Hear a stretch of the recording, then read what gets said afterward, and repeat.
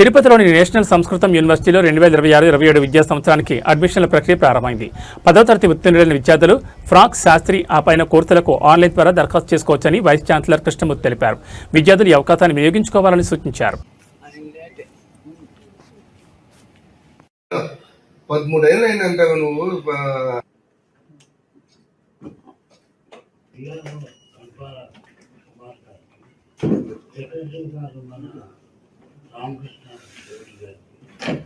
అలాగే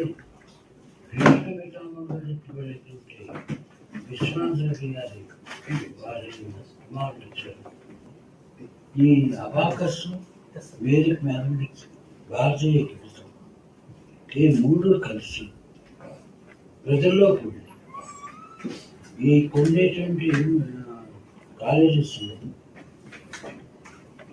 మన junior college నుంచి ప్రారంభిస్తే బాగుంటుంది అని ఇప్పుడు రేపు సమస్యకి సుమారు 10 ఉంటాయి.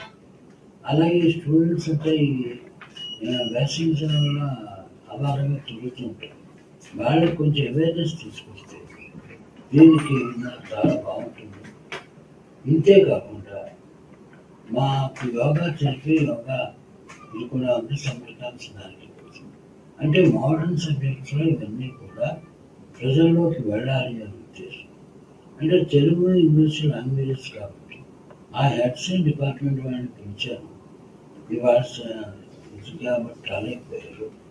మళ్ళీ నెక్స్ట్ మేము 12-11 అది బాగుంటుంది అని చెప్పి ఉద్దేశం. అది ఓ రోజు మన ఇండియన్ పంచాలిటీ ప్రకారంగా కొంచెం ముందు ఇస్తే మా వాళ్ళు మీరు రిసీవ్ చేసుకుంటారని అలా చెప్పాం.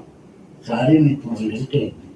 ఇదే విషయం ఈ రకంగా మేము వచ్చే సంవత్సరానికి యోగా క్యాంప్ ఒకటి, వేదిక్ మ్యాథమెటిక్స్ ఒకటి, అలాగే అడ్మిషన్స్ అనే విషయంలో కూడా మేము విచారణ చేస్తున్నాం. మా అడ్మిషన్స్లో అంటే ఉండేటువంటి ప్రోగ్రామ్స్ దీనికి ఉండేటువంటి నెక్స్ట్ ఏం స్టార్ట్స్ అంటే ఒక మోడర్న్ సబ్జెక్ట్స్ వస్తే సంస్కృతితో పాటు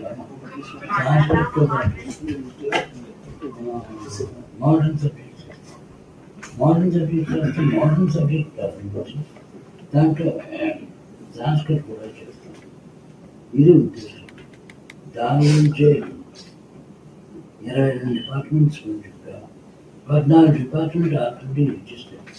చాలా కాలేజీలు యాక్చువల్గా జరిగిన ప్రోగ్రాంలు ఏంటంటే వేద గణితం అనేది మన యొక్క పురాతనమైన సనాతన ధర్మంలోని మనకు భాగమైనటువంటి దానిని మన సాంస్కృతిక విద్యాపీఠం ద్వారా మన ప్రజలందరికీ దగ్గర చేరవేయడానికి ఒక దారిని చూపించడం జరిగింది. దాంతో పాటుగా వేద గణితంలోని కొన్ని మూలాలు తీసుకొని అబాకస్కి ఎలా అప్లై అయ్యాయి, మన పురాతనమైన పర్సన్స్ ఏంటంటే ఒక గుడికి వెళ్ళేటప్పుడు ఒక దండం తీసుకొని ఆ దండలో పూసలు జరుపుతూ ఆ పూసల ఆధారంగా లెక్కలు పెట్టేవాళ్ళని, అదే మనకు ఆధారమని దీన్ని బేస్ చేసుకొని చైనా మిగతా కంట్రీ వాళ్ళందరూ కూడా అబాకస్ మేము ఇంట్రొడ్యూస్ చేశామని చెప్పి వాళ్ళు చేయడం జరిగింది.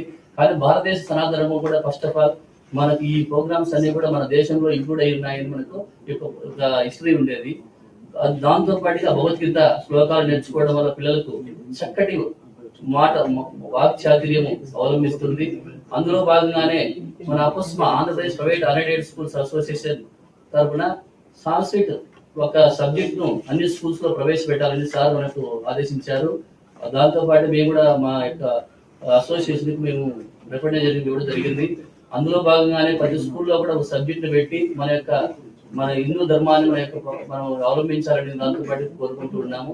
ఈ పిల్లలు సమ్మర్ లో వేసవి కాలంలో చాలా టయాన్ని వృధా చేయకుండా వాళ్ళకు ఒక 4 సెంటర్స్ కేటీ రోడ్ నందు ఒక బ్రాంచ్, ఎంఆర్పల్ నుంచి ఒక బ్రాంచ్, బైరాపేట ఒక బ్రాంచ్, రంగంపేట నందు మారుమూల ప్రాంత ప్రజలందరికీ కూడా అందుబాటులో ఉండే విధంగా వేద గణితము, అబాకస్ ఇలాంటి ప్రోగ్రామ్స్ మనకి ఏంటంటే మనకు భగవద్గీత శ్లోకాలు, ఆ తర్వాత శ్రీనివాస రామానుజం హిస్టరీ ఇలాంటి మనకి ఏంటంటే మన యొక్క బీజాలను మనం మర్చిపోకుండా హిస్టరీని, దాంతో పాటుగా వెంకటేశ్వర స్వామి మన కలియుగ ప్రత్యక్ష దైవం స్వామి యొక్క నామాలను కూడా ప్రతిరోజు చెప్పడం వల్ల భక్తి భావాలు పెంపొందించి శాంతియుతంగా ఉండాలని కోరుకుంటున్నారు.